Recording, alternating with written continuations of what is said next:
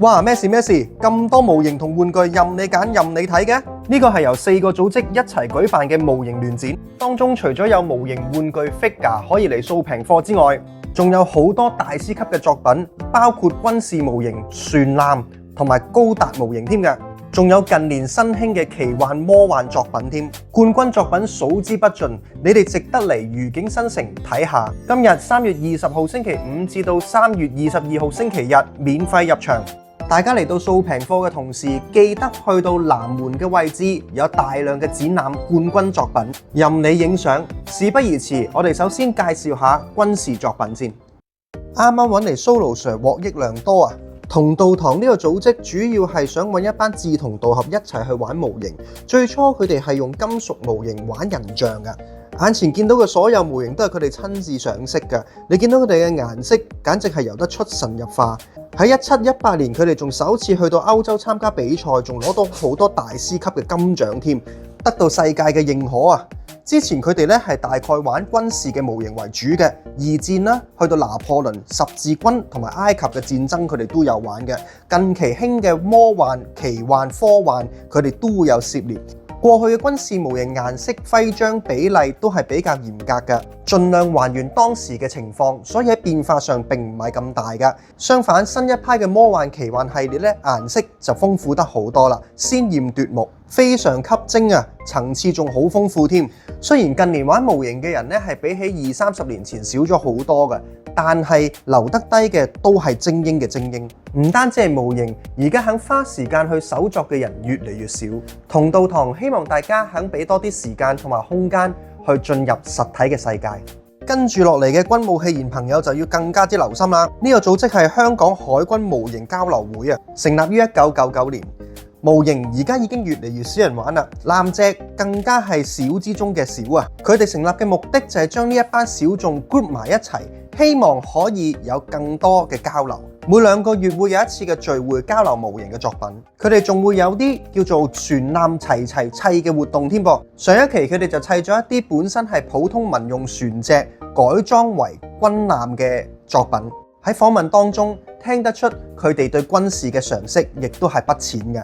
下期佢哋會有2棲作戰艦齊齊砌嘅活動添噃，值得密切留意。佢哋過去係同外國嘅領事館有聯繫嘅，佢哋曾經仲參與過一啲登上艦艇同埋航空母艦嘅活動添嘅噃。小弟都非常之想上一架航空母艦睇一睇，相信會係好震撼啊！嚟緊睇下會唔會同佢哋做一啲訪問，關於戰艦嘅一啲嘅軍事常識，同埋可以好仔細咁樣拍攝到佢哋嘅軍艦模型。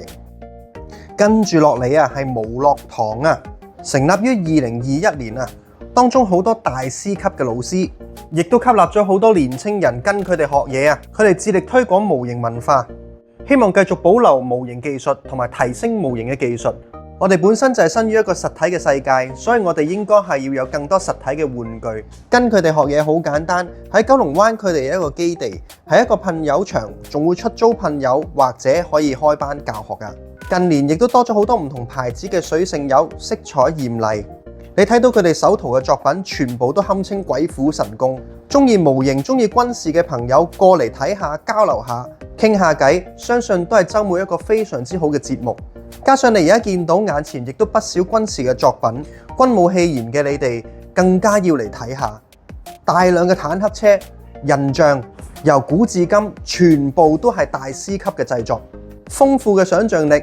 虎式、射紅人都有啊！除咗一啲有趣嘅作品，仲有戰機同埋高達，亦不少情景嘅製作。壓軸出場嘅就係港模型啊！首先，小弟要多謝港模型俾咗個機會我喺呢度擺我嘅三角拆、戰棋及桌遊。講翻佢哋成立嘅目的咧，主要係想分享比例模型啊！比例模型嘅意思咧，即係1:144、1:100嘅高達模型啦。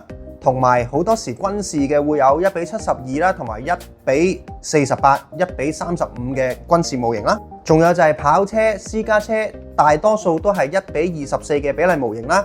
最後就係戰棋，多數都係1:56嘅。咁佢哋主力都係推廣同埋技術交流㗎，亦都會不定期咁樣舉辦呢個展覽會啦，同埋比賽㗎。佢哋今次嘅展覽咧，亦都係包羅萬有嘅。你見到現時嘅有船艦啦，同埋高達模型啦，仲有坦克等等嘅4個不同嘅組織能夠聚首一堂，搞一個咁大型嘅模型展覽，我覺得你哋值得嚟參觀一下嘅。希望你都會成為佢哋其中嘅一員。